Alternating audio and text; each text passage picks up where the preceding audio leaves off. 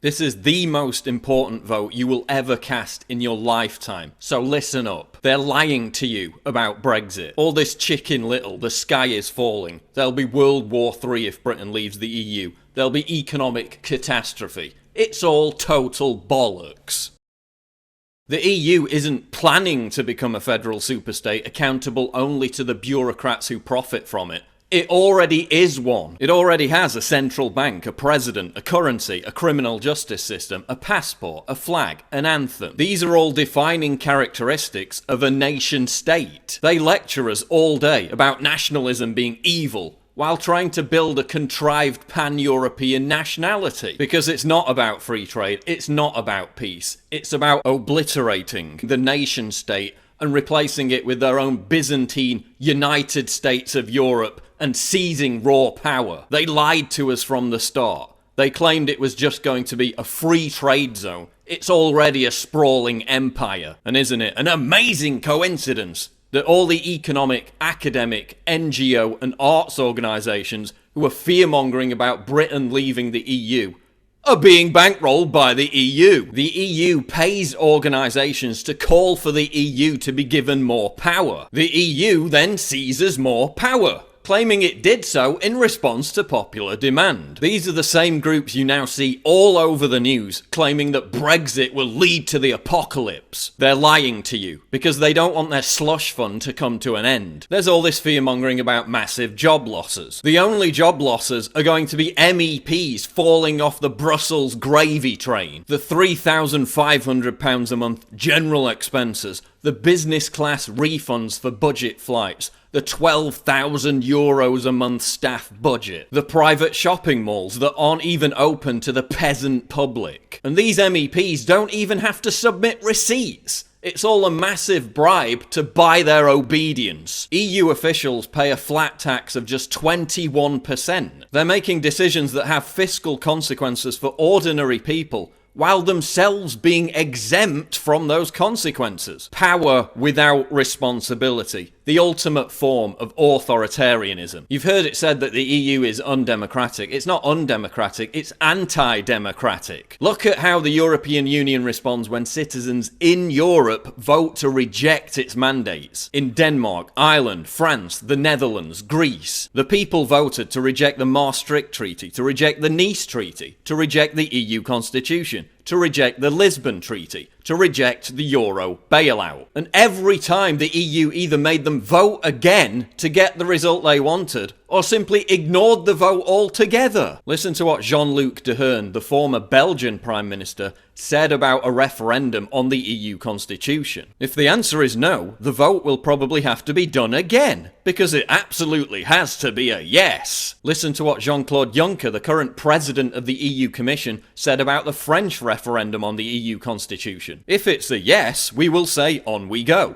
And if it's a no, we will say we continue. This is the same guy who said, quote, when it becomes serious, we have to lie. These people have nothing but contempt for your democratic rights. Look at the Eurozone bailouts. Under Article 125 of the EU's treaty, the bailouts were completely illegal. Under the EU's own rules, they were illegal. When Papandreou called for a referendum on the Greek bailout, he was turfed out and replaced with a Eurocrat. The same thing happened to Berlusconi when he said that the euro had made Italians poorer. He survived a million scandals, but as soon as he defied the EU, he was gone. This is how they treat leaders who, God forbid, value the democratic rights of their own people. Juncker spelled it out when he said, quote, there can be no democratic choice against the European treaties. If the EU were a country applying to join itself, it would be rejected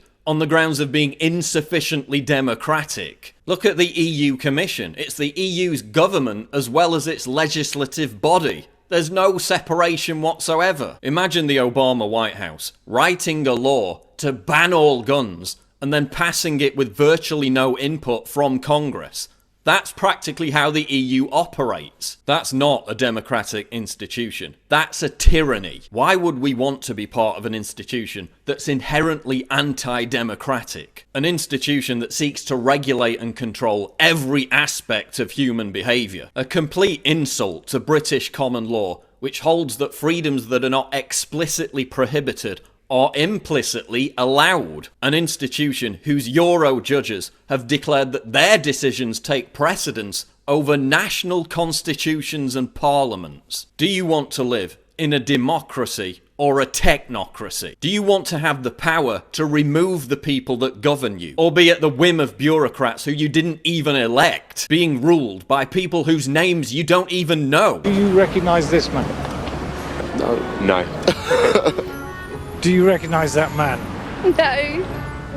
I challenge you to name almost any of them. We sacrificed our democracy, our sovereignty, in return for promises of peace and prosperity. And this is what we got in return.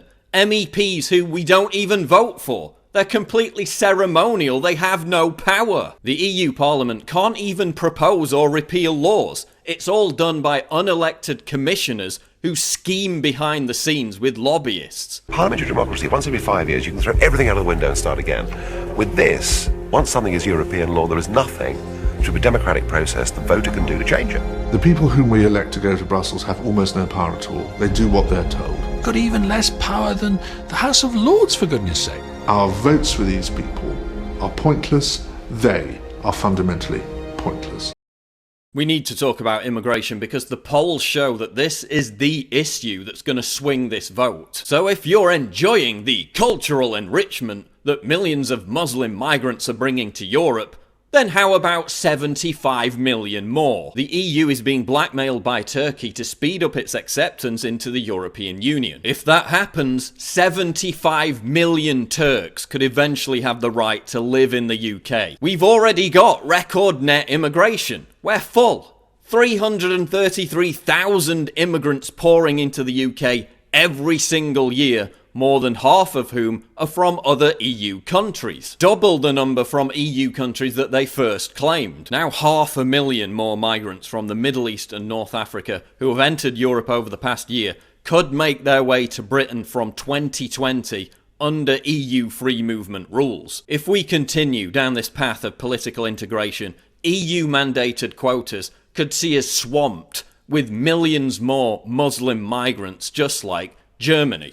We won't be in a position to say no. This is already putting an incredible strain on our public services and the NHS. We've got a chronic housing shortage. We've got record homelessness. And thanks to the EU's open border policy, southern European states simply waved millions of migrants through, knowing that they would head to the northern European welfare states and would become someone else's burden. Now Sweden and Germany are making their own people homeless to accommodate migrants who have nothing but contempt for our culture. People from an aggressive and regressive belief system who hate the West even though we shower them with benefits. So unless you want parts of Britain to become Brussels-style radicalised Islamic ghettos, we need to take back control of our borders. Like any big government outfit, the EU also wants to import millions more people who will become dependent on big government. Why?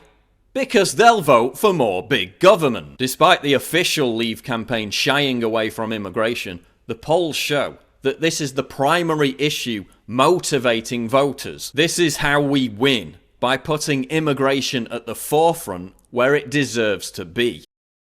The European Union is an economic basket case. Since 2010, every region in the world has experienced significant economic growth, except Europe. It's the sick man of the globe. The UK sends the EU £350 million a week, enough to build a new NHS hospital every single week. We get less than half of this back and have no control over how it's spent. Britain has paid more into the EU budget than she got back for 40 out of 41 years. We spent more than double on EU largesse than we saved from 5 years of austerity measures. Yet where are the mass protest movements on the left? It's no surprise how desperate the EU is for us to stay.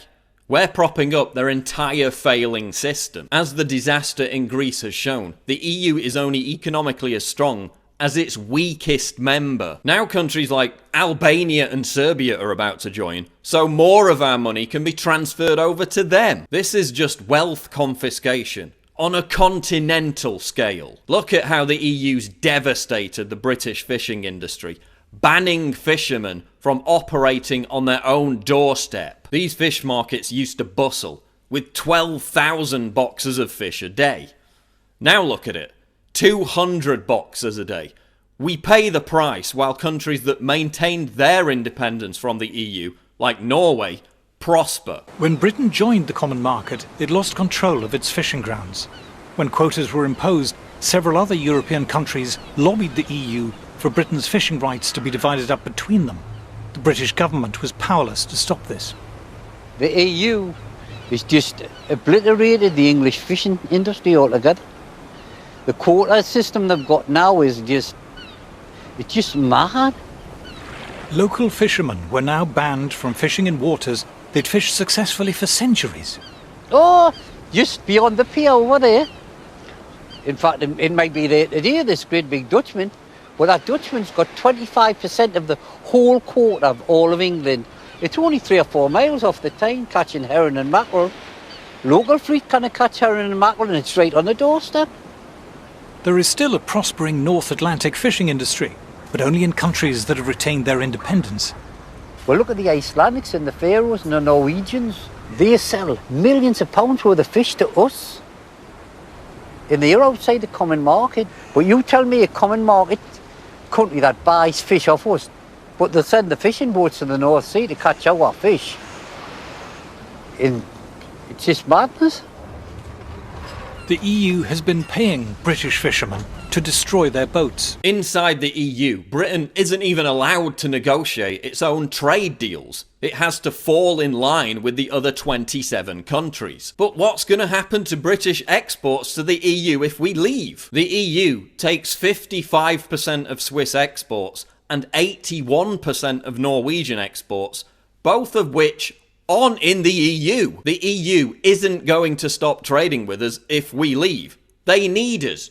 We'd be their biggest export market. We'd also be free to sign trade deals with countries that are actually growing economically and not be bound by the EU ball and chain. But aren't we taking a huge leap into the unknown if we leave? Claim the Remain camp fearmongers. Really? Well, look at Switzerland, the highest quality of life in the world, 5 times the exports of the UK, one of the lowest unemployment rates in the world, low taxes, few regulations, a GDP twice as high as Britain, the same for wages, direct democracy. The people decide when there's a referendum, not the politicians. Switzerland still trades with the EU, and it doesn't have to apply any of their endless regulations domestically. Whereas Britain has to apply 100% of them. I mean, what's not to like? Switzerland has flourished precisely because it's not in the EU. Why can't we follow their example? Look at Iceland, same story. Look at Guernsey. Its head of state is the Queen. It uses the pound. It has a parliamentary democracy. It has control over its own borders. It has a thriving economy, a high standard of living. Crime is virtually non-existent. Guernsey is not in the European Union. Why can't we follow their example? The EU is so fixated with regulating and controlling our every activity, they're now banning kettles, toasters, hairdryers, and light bulbs if they're not eco-friendly enough. Big corporations love the EU because they can afford to adopt its endless list of onerous regulations. This enables them to strangle their competition, the small and up-and-coming businesses whose growth is hindered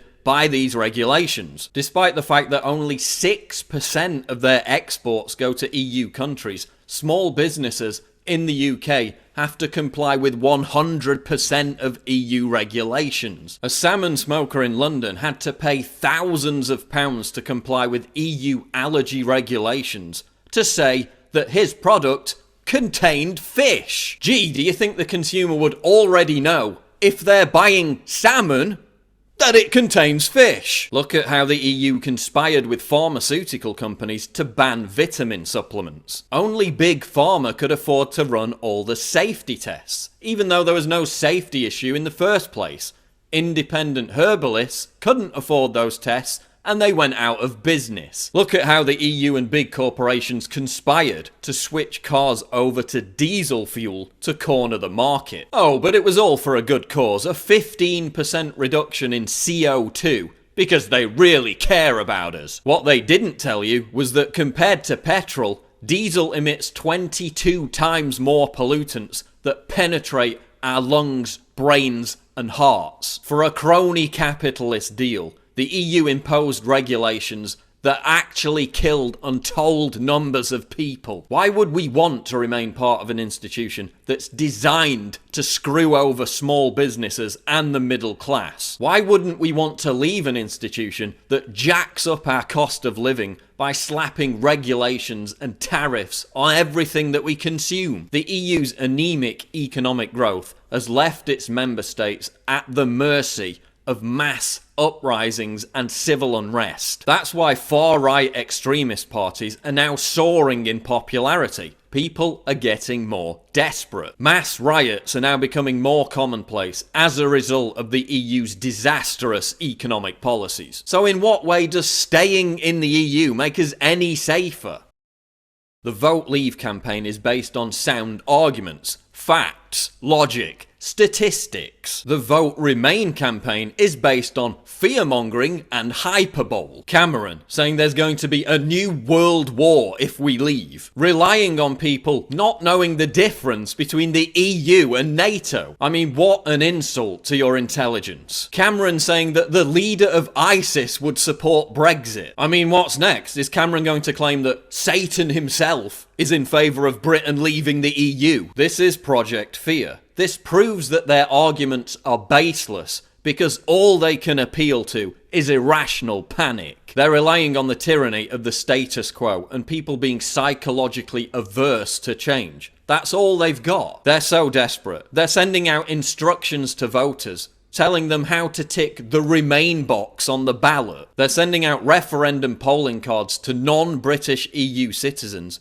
who aren't supposed to be allowed to vote. Oh, but we need to remain in Europe to have an influence, they tell us. Really? Is that why since the late 80s, every time the UK voted against an EU legislative proposal, the UK lost the vote? 70 times. Is that what you call influence? A vote to leave is a vote for the people. It's a vote for small business. It's a vote for lower taxes. It's a vote for cheaper household bills. It's a vote for lower fuel costs. It's a vote for cheaper food prices once we escape the burden of the odious common agricultural policy. It's a vote to free ourselves of these shackles. It's a rejection of the obnoxious elites in Brussels getting fat off their thousands and thousands of pounds of taxpayer-funded expenses. It's a rejection of an institution so authoritarian that it has brazenly rejected the democratic will of the European people time and time again. With general elections, it doesn't really matter who you vote for, Conservative or Labour, because you know that in 4 years' time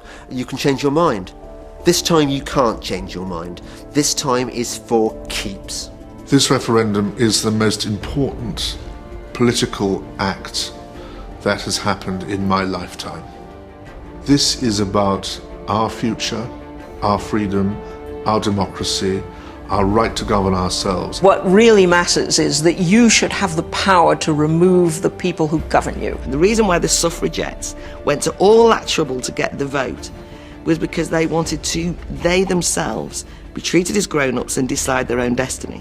How on earth does handing over more power and more money every single year to a failing, corrupt institution like the EU make Britain any stronger? In what universe is handing over control of our country to people who we didn't elect, who don't represent us, a good idea? To what problem is the EU a solution for your future, for your children's future, for the future of a free and prosperous Britain? On June 23rd, vote leave.